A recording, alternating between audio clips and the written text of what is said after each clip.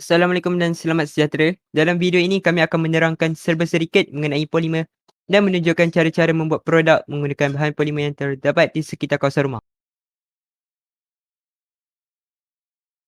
Apakah maksud polimer?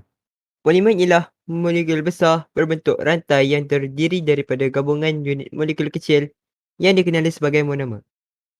Polimer ini kita boleh kelaskan kepada dua, iaitu polimer semula jadi dan polimer sintetik. Polimer sintetik ini boleh dikatakan polimer yang diperbuat oleh manusia dengan menggunakan bahan kimia. Mengikut sumber rujukan, terdapat 4 contoh polimer sintetik, iaitu polietina, polistirena, perspex dan getah sintetik. Itu sahaja penjelasan pada video ini. Berikut adalah cara untuk menghasilkan produk menggunakan bahan polimer yang dikenali sebagai DIY Stationery Board. Selamat menonton.